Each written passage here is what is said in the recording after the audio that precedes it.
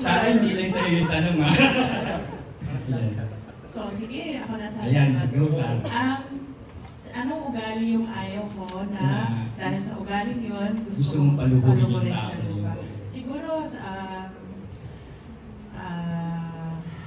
ugali ba yung corruption?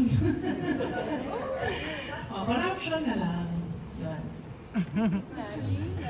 Meron pa ba? Okay na yun, Ren. O, Ren, ikaw na. Ay, sorry. Ako po siguro, yung mga taong mabababa yung tingin sa kapwa nila, yung walang fairness, yung hindi patay-patay yung tingin nila, and ang tingin nila sa sarili nila, mas nakakataas sila.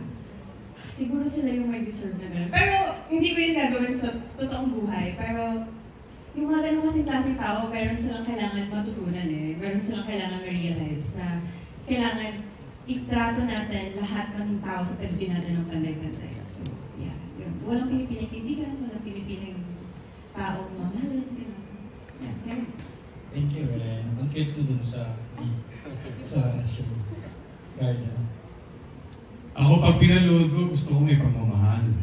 Ayaw na akong ganyan ng tao eh. So, gusto ko pag lumuhod siya, punong-puno ng love and affection. Ayan, sa role lang yung ganyan, kumbaga yung kaya nasabi ni Sarah. Diyan masarap gawin yung mga characters and yung role kasi nagagawa mo yung hindi mo nagagawa sa totoong buhay. Nakakapatay ako ng mga tao na gusto mong, pwede sa totoong buhay, gusto mong iligpit, pero hindi mo magawa. So dito, yung mukhang nasabi ko kanina, nasasalamin yung buhay. So, lalo na sa hapon, mas marami yung relate dun sa mga ibang naapi, yung mga ibang palaging pinaluluhod.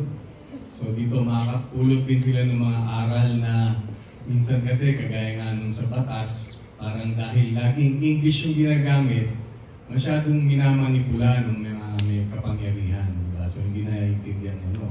And salamat sa writers at sa mga directors namin, nilalapit nila sa masa. Hindi yung parang palaging pang-elite lang yung batas. So dito, mas maano nila, kumbaga, maintindihan. Si? Ugali ng tao na ayoko at gusto sila paluhin sa lupa. Mga taong may kapangyarihan, pero hindi nila makita na yung mga tao-taoan. You know what I mean? They forget that they're human. So, I think pag direct mo sila sa lupa, they can taste what it's like to be human again. And maybe we can live together properly. Thank you. Of course, Kiko. Pero sa TV, I think people entitled, yung mga entitled na mga tao na akala nila na, the same with Rento, I guess. Kasi parang gano'n rin naman, di ba? Yeah, same with Sarah too. Parehas lang. Kukopihin ko, copy-paste lahat ng sagot nila. Yeah. They gave good answers, pero mga entitled people. Yeah. Thank you. Congrats.